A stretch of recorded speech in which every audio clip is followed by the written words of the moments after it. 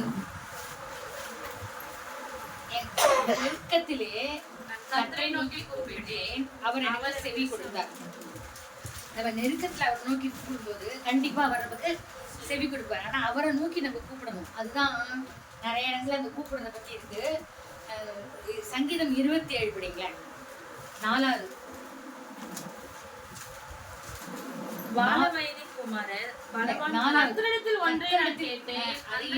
அதையே நாடுவேன். நான் கர்த்தருடைய மகிமை பார்க்கும்படியாகவும் அவருடைய ஆலயத்தில் ஆராய்ச்சி செய்யும்படியாகவும் நான் என் ஜீவனுள்ள நாளெல்லாம் கர்த்தருடைய ஆலயத்தில் தங்கியிருப்பதையே நாடுவேன். 7வது வசனம் படிங்க. கர்த்தாவே, நான் கூப்பிடுகிற சத்தத்தை நீ கேட்டு எனக்கு இறங்கி எனக்கு உத்தரவு அருள செய்யும். அவர் நம்ம கூப்பிடுற போது நெருக்கத்துல கூப்பிட்டாலும் சரி, எப்படி கூப்பிட்டாலும் சாதாரணமாவே கூப்பிடுவோம். அதுக்காக எனக்கு பிரச்சனை இருக்கு அப்பதான் நான் கூப்பிடுறேன் இல்லை. எப்பவுமே நம்ம கர்த்தரை கூப்பிடுறதுன்னா என்ன, எல்லாமே அதுல அடக்குறது. துதிக்கிறது, ஜெபிக்கிறது, ஒரு வசனத்தை படிக்கிறது, அவர் நோக்கி நம்ம பார்க்கறது. அப்படி நம்ம பண்ற போது கர்த்தருக்கு ஒன்றையே நான் கேட்டேன் அதையே நாடுவேன்னா, நம்ம அப்படி கூப்பிடும் போது நம்ம என்ன ஜெபிக்கிறோமோ கண்டிப்பா கர்த்தர் நிச்சயம் அதை செய்வார். மகிமையை நம்ம பார்க்கும்படியாக அவரோட ஆலயத்துல ஆராய்ச்சி செய்யும்படியாகவும் நான் என் ஜீவனெல்லாம் கர்த்தருடைய ஆலயத்தில் தங்கியிருக்கிறதே நாடுவேன். அப்ப எப்படி நம்ம எதை நாடணும்னா, நான் கேட்ட ஜெபத்துக்கெல்லாம் பதில் கொடுக்கணும்னா நான் ஒன்றை நாடணும். என்ன? ஆலயத்தில் தங்கி இருப்பதை நாடுவேன். உண்மை இப்ப நான் ஒண்ணு சொல்ற போது நினைச்சேன், முரளிக்கு அவர் கீழே விழுந்தாலும் என்ன பண்ணாலும் ஒண்ணும் ஆகாது. ஏன்னா ஒரு ஒழுங்கா சர்ச்சைக்கு டயத்துக்கு வந்துடுறாரு. முன்னாடி எப்படி இருந்தாரோ கர்த்தர் எவ்வளவாவது கவிதாவோட ப்ரேயர் மூலமா எவ்வளவோ மாத்திட்டு, கண்மணி மூலமா கர்த்தர் அவர் கரெக்டா வராங்க. அவங்க அம்மாவாவது லேட்டா வராங்க, சந்தோஷம் வர மாட்டேங்கிறாங்க. நடுப்புற கொஞ்சம் அவங்க அம்மா பேச்சு கேட்டு தடுமாறினாங்க. ஆனாலும் கர்த்தர் கொண்டு வந்துட்டாங்க. அதுக்கு சோத்திரம். அவங்க பாருங்க, நான் அதை நினைச்சினேன். ஒரு பக்கம் பார்த்தா அவங்கள பொறாமையா இருக்கு. மேல வந்தவொடனே ஒரு ஆத்மா சேர்த்துட்டாங்க. பார்த்தீங்களா?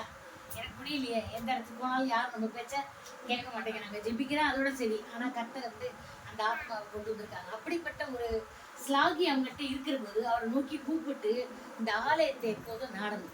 நம்ம கூப்பிட்டா மட்டும் போராது. அவரோட ஆலயத்துல நாடணும்னா என்ன, எல்லாமே ஆலயத்துக்கு பிரியமான காரியங்கள் என்ன பண்ணணும், அதுல பகிர்ந்து களி கூறணும். நம்மளால முடிஞ்ச வரைக்கும் நான் என்னால ஆத்மா சேர்க்க முடியேன்னு இருக்கு. ஆனா ஜெபிக்கிறேன், துதிக்கிறேன், என்னால முடிஞ்ச வரைக்கும் நான் வரணும். இன்னைக்கு கூட ஒரு இடத்துக்குலாம் போயிட்டு இருந்தேன். யூஸ்வலா எங்கேயாவது போயிட்டு இருந்தா புதன்கிழமை என்னால வர முடியாதுன்னு சொல்லுவேன். போன வாட்டி கூட போக முடியல. சரி, ஜாக்சன் வந்திருக்காரு, நம்ம ஆட்டோல அங்க போலாம்னு சொல்லிட்டேன்.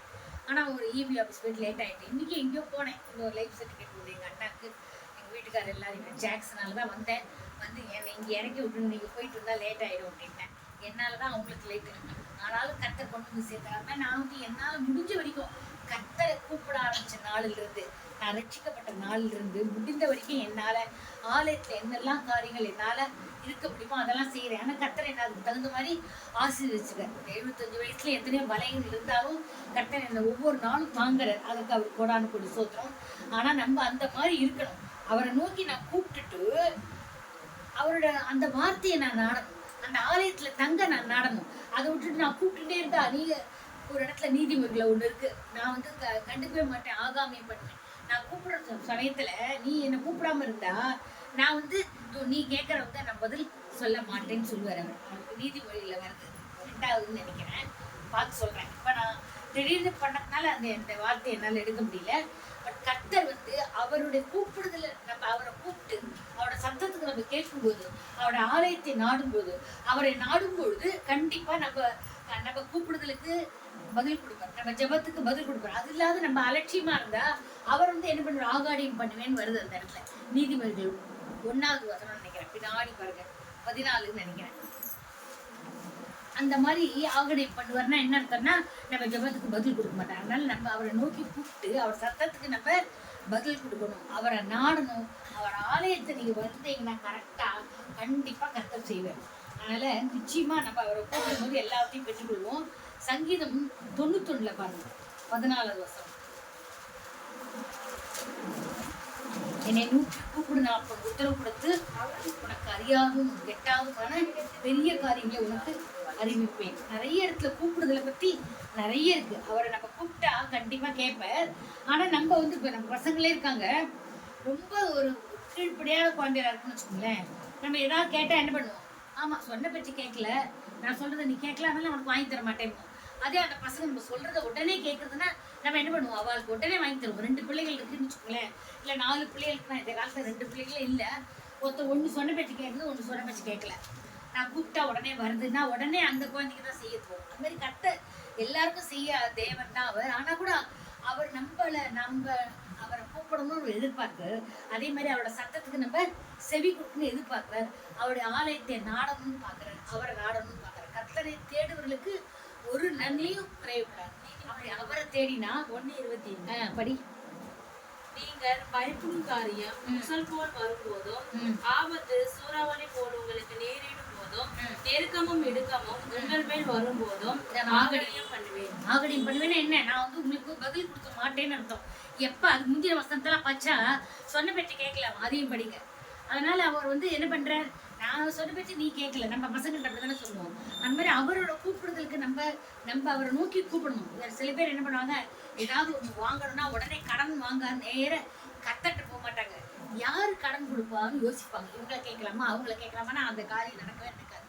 கத்தோட பாதத்துல மதந்து அவரை கூப்பிடணும். முதல்ல இது எனக்கு தேவையா, தேவைகளை நீ சந்திப்பியா, நான் கடன் வாங்க மாட்டேன், நீயும் கடன் வாங்கிறப்ப பிறர் கடன் கொடுப்பான்னு இருக்கு. அப்ப நம்ம அவரை போய் கூப்பிடணும். எனக்கு தேவையானா நீங்க செய்யுங்கன்னா கண்டிப்பா செய்வேன். அது இல்லாத பக்கத்து வீட்டுல ஒன்று இருக்கு, நான் வாங்க போனேன்னா அது கிடைக்காது. கடன் வாங்கினா கஷ்டம் தான் வரும். கடன் வாங்குறதுக்கு நான் சொல்லுவேன், எப்போதுமே கடன் வாங்குறது கூடாது. வீட்டுக்கு வாங்கலாம், ஏதோ ஒரு பிசினஸ் பண்ண வண்டி வாங்கி அதுல நீங்க ரிக்கப் பண்ண முடியும்னா தான் வாங்கணும். நான் எங்க வீடு வாங்குறத நான் சொல்லுவேன், அந்த மாதிரி வாங்கினாதான் அதுல வந்து நமக்கு நஷ்டம் வராது. அதை விட்டுட்டு அதுக்கு மேல பணமே வராத வட்டி எல்லாம் போய் இப்ப எங்க வீட்டுக்காரெல்லாம் இழந்தது அந்த மாதிரி தான், அந்த பிசினஸ்ல பண்ணி. ஆனா அந்த மாதிரி இருக்கக்கூடாது, அகால கால் வைக்கக்கூடாது, கர்த்தர் நோக்கி பார்க்கணும். அப்ப நாங்க ரட்சிக்கப்படாதவங்க வச்சுக்கோங்களேன். இப்ப நான் ரட்சிக்கப்பட்ட பிறகு ஒரு நாளும் ஒரு பைசா கூட கடன் வாங்குறது இல்லை. அதே மாதிரி அகல கால் வைக்கிறதே இல்லை. எது எனக்கு தேவையோ அது முழுக்க கிடைச்சாதான் நான் வாங்குவேன், இல்லாட்டா வெயிட் பண்ணுவேன். ஆரம்பத்துலேருந்தே ஒரு மிக்சி கூட எந்த சாமானும் இல்லாம தான் தூத்துக்குடியிலேருந்து வந்தேன். ஆனா ஒரு மிக்சி கூட முழு படம் எப்போ கிடைக்கிறதோ அப்போதான். அதுலேருந்து வருஷமா ஏசி வாங்கினேன் 2008. எப்போ எங்கள் 1995 எங்கள் வீட்டுக்கார ஓடி போனது.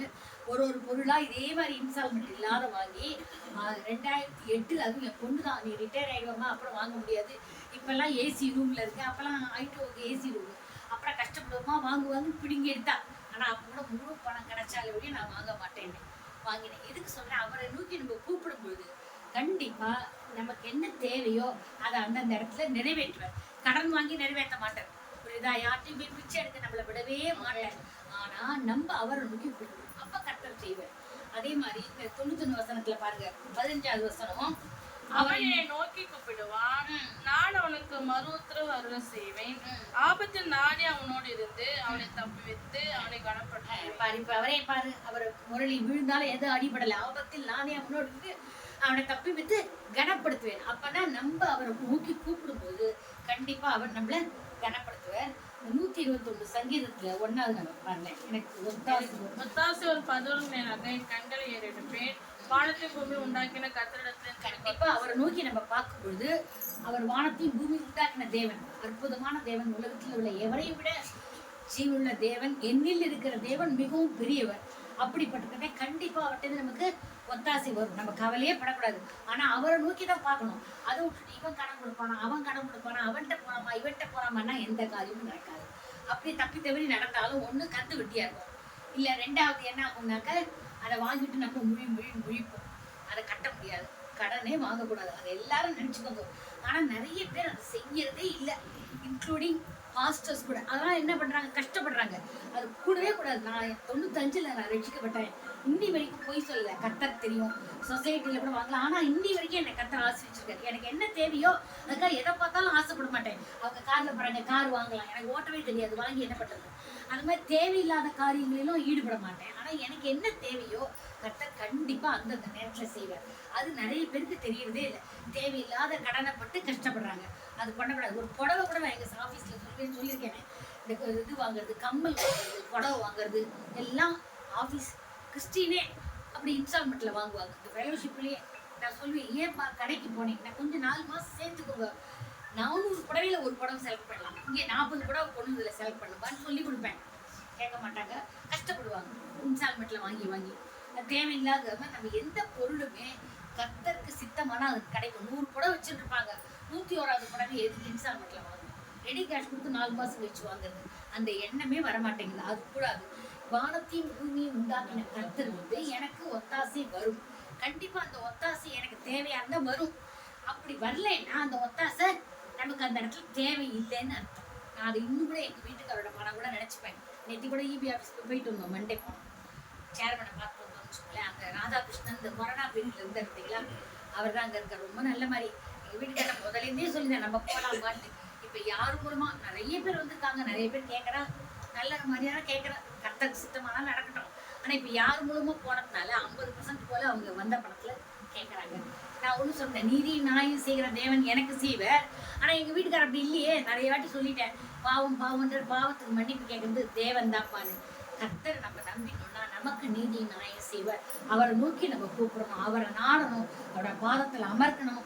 அவர் எந்த இடத்துல ரொம்ப ஐக்கியமா இருக்காருன்னா ஆலயத்துல. ஏன்னா நிறைய பேர் ஜெபிக்கிற இடத்துல கண்டிப்பா அந்த பிரசன்னம் நிரம்பிடும். நம்ம வீட்டுல கூட பிரசன்னம் நம்ம ஜெபிக்கிறதே இருக்கும் தான் இல்லைங்களே. இப்ப ஒருத்தர் வந்து ஒரு இது இருக்கு பாருங்க, ஒத்த வந்து இந்த இதுல 96 சங்கீதத்துல வரும் பாருங்க, ஒத்தனை இது பண்ணினா 16 பேரை சேர்த்து விட்டுருவாங்க. நாங்களாம் 5வது வருஷமும் 6வது வருஷமும் உன் பக்கத்தில் 1000 பேரும் வலதுபுறத்தில் 16 பேர் விழுந்தாலும் அது உன்னை அடையாது. இல்லை நீ வந்து நீ ஒத்த வந்து வேற இடத்துல ஒரு ஒருத்தர் வந்து ஒருத்தரை தள்ளி விடுறாங்கன்னு வச்சுக்கோங்களேன், 2-3 பேர் சேர்ந்தா நிறைய பேர் பண்ண முடியும், மல்டிப்ளா. அந்த மாதிரி நம்ம செய்யற காரியங்களை வந்து கர்த்தர் நம்ம கூட இருந்தாருன்னா நம்மளை மல்டிப்ளா பண்ணக்கூடிய அந்த ஒரு இது நம்மள்கிட்ட இருக்கு. அதை நம்ம உபயோகப்படுத்திக்கணும். அதுதான் நீ நினைச்சேன்னா கண்டிப்பா கர்த்தர் செய்வேன். நான் அதுக்காக நம்ம பொறுமையா காத்திருக்கணும். அவசரப்பட்டு ஒரு தவறான வழிக்கு போனாக்க அது தவறானதான் நடக்கும். அல்ல எனக்கு ஒத்தாசி வரும் பருவதற்கு நேராக என் கண்களை ஏறெடுக்கிறேன். வானத்தையும் பூமி உண்டாக்கின கர்த்தர் வந்து எனக்கு ஒத்தாசை வரும்.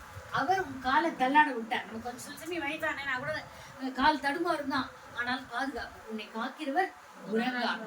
இஸ்ரவேலை காக்கிறவர் உறங்குவதும் இல்லை தூங்குவதும் இல்லை. அதனால அவரையே நம்ம பார்க்கணும். கர்த்தர் உன்னை காக்கிறவர், கர்த்தர் உனது வல பக்கத்திலே உனக்கு நிழலாய் இருக்கிறார். பகலிலே வெயிலாகும் இரவிலே நிழலாகும் உன்னை சேதப்படுத்துவதில்லை. பகல் வரலாம், வெயில் வரலாம், மழை வரலாம், இருட்டு வரலாம், ஆனா நம்ம போனா கூட கர்த்தர் நம்மளை பாதுகாப்பார். எப்படி அக்னி ஸ்தம்பமும் இரவில அக்னி ஸ்தம்பம் பகல்ல மேகசமா இருந்தாரோ அதே மாதிரி நம்மளை பாதுகாப்பார். நம்ம மழையில நினைச்சு போனா கூட நமக்கு ஜுரம் வராது. ஆனா பிரேயர் பண்ண, அவரை நோக்கி கூப்பிடணும். கர்த்தர் உன்னை எல்லா தீங்கிக்கும் விலக்கி காப்பார், அவர் ஆத்மாவை காப்பார். கர்த்தர் உன் போக்கியும் வரத்தையும் முதற்கொண்டு என்னென்றைக்கு காப்பார். ஆனா நம்ம முன்னே ஒண்ணு நினைச்சுக்கணும்.